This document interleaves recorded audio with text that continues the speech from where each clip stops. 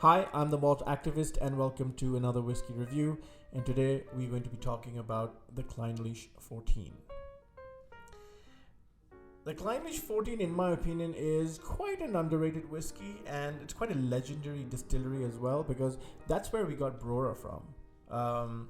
So it was established in 1819 in the town of Brora, right? And it produced, a lightly peated spirit. And then in 1968, if I'm not mistaken, they built another distillery just across from the road, also known as Clynelish.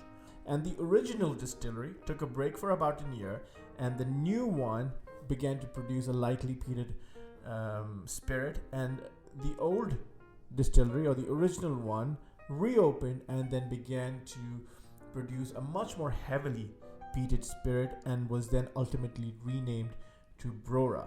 So Clynelish and Brora were working in parallel. Not for long though, for 15 years, because then in 1983, Brora shut down. And that's all we had. That's all we had from Brora. Just, 14 years worth of production. And what an impact it's made. And it's still one of the most sought after whiskeys in the world. Diageo will keep releasing stock every year and try and get it to our wallets, but hey, that's their right. This particular Clynelish is 14 years old, served at 46%, and matured in first fill bourbon barrels. This is quite an easily accessible whiskey. I picked it up from the local market. Also quite easily available in travel retail. It's served at 46%, which is nice because most travel retail whiskeys are served at a much lower ABV, normally 43 to 40%. So it's nice to get something with a bit of a punch. There's a certain uniqueness about a Clynelish nose, and that's the waxiness. It's almost like those plastic fruit decorations that you get. It's that sort of it's that sort of profile that I get. I like it. Lightly peated. I can get the peat. Very mild. Lots of tropical fruits: bananas, mangoes, jackfruits, and then gets floral over time. A bit of heather, white flowers, white wildflowers.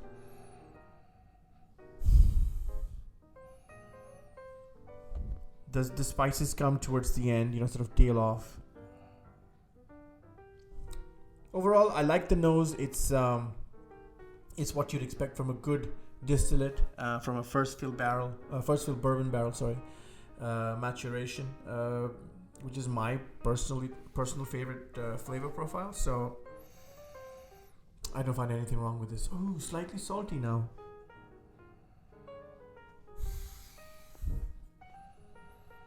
Yeah, I guess it's that salty over time.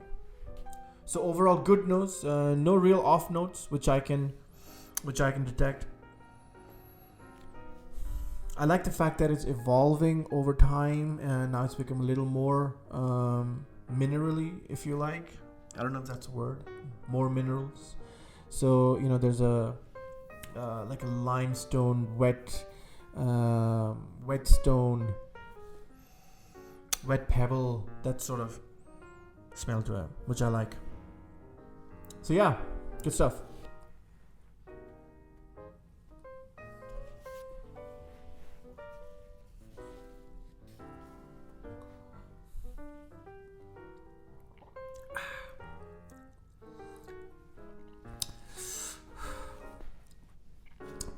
Perfectly reasonable dram this.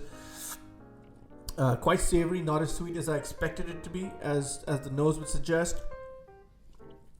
The fruits are there, but they're more subdued. The banana from yellow becomes more green. The mango becomes slightly tart. So the fruits lose their sweetness on the palate. The spices come to the front. Very sort of black pepper, white pepper, aromatic spices, if you like, and then the overall waxiness that you get on the nose as well sort of translates into this nice sort of oily flavor profile on the palate. Nice, decent, medium to long finish. I love the mouthfeel on this. It's very full. It's very velvety. I don't like whiskeys with thin mouthfeels.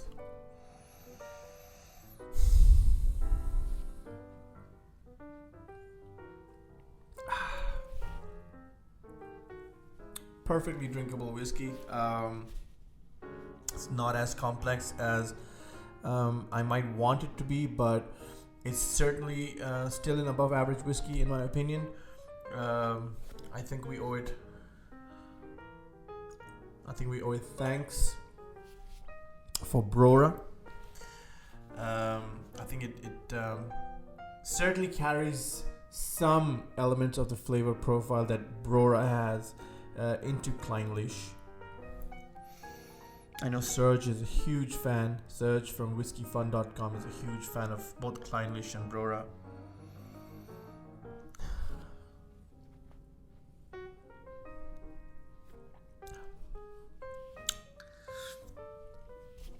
Again, I don't think it needs water.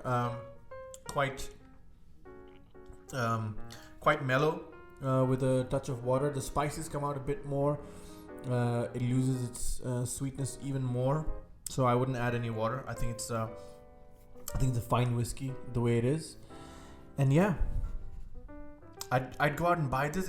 It's at a great price point too. I think about 40 to 45 pounds. It's about $50-$60. So great price point considering what other NAS whiskeys go for. So this is 14 years old, and I think it does a fantastic job. And personally, I'm a fan of Clynelish. So and I love this flavor profile. So it ticks all the boxes for me.